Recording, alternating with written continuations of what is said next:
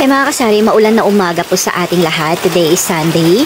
So, ayan po yung ating weather for today kasi may LPA po tayo.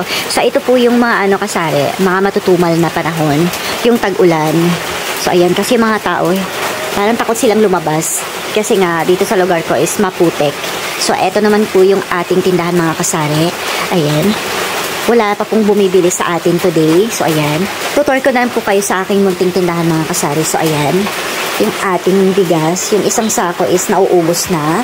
Ito naman po yung ating napamili mga kasari. Hindi pa po natin yan na-display kasi wala pa po tayong space. Tsaka kunti lang po yung ating mga estante mga kasari. Kaya ayan. So okay lang yung mga kasari. At least nakakarton pa siya.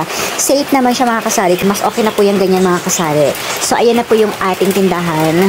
Medyo marami pa naman po tingnan kahit papano. So ayan. Ayan, kalat-kalat po yan mga kasari. Yung mga junk foods po natin is naka-plastic pa po.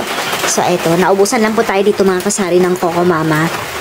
Ayan, nag-iisa na lang din po yung ating Mang Tomas. So, ayan, medyo marami pa naman po yung ating toyo at suka. Ayan, running out na rin po tayo sa ating mga canned goods mga kasari. Kahit paano meron pa naman po tayong Hinebra. Ayan, naubusan lang po tayo ng Sipo. So, meron pa naman po tayong mineral water. Dito naman po sa ating mga noodles, mga kasaris, running out na rin po. Pero, meron naman po tayong bagong na pang grocery. So, mas okay na po yan mga kasari na maubos na po natin lahat yan. Para sure po tayo na lahat ng mga old stock is naibenta na po natin mga kasari. Ito naman po yung ating itlog. 3 tray po to. Kahapon, medyo naubos na po yung isang tray. 3 piraso na lang yung laman.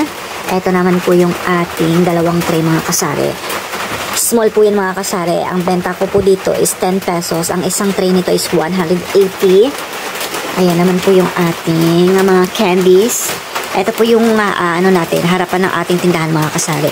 Dito naman mga kasari yung ating mga wafer is running out na rin po pero meron po tayong bagong pinamili. I-display na lang po natin mga kasari pag naubos na po yung ating mga old stock.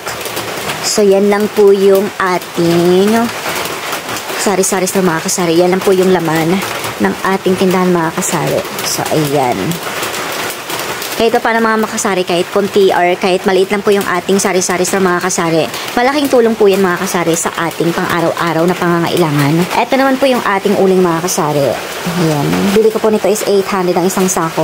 Nakaripak na siya mga kasari. Ang bigay po sa atin nito is 5 pesos ang isang balot. At ang bentahan po naman po nito mga kasari is 6 pesos. Sa isang plastic meron po tayong piso mga kasari. Ayan naman po yung ating mga soft drinks. Pati yung ating mga inumin mga kasari. So, yan lang po yung laman ng aking munting sari-sari store mga kasari. So, ayan. So, dito ganyan, oh. Ganyan lang po mga kasari ang aking munting sari-sari store. So, that's all for today's video mga kasari. And thank you for watching and have a nice day mga kasari. Stay safe kasi tag-ulan. Maraming salamat.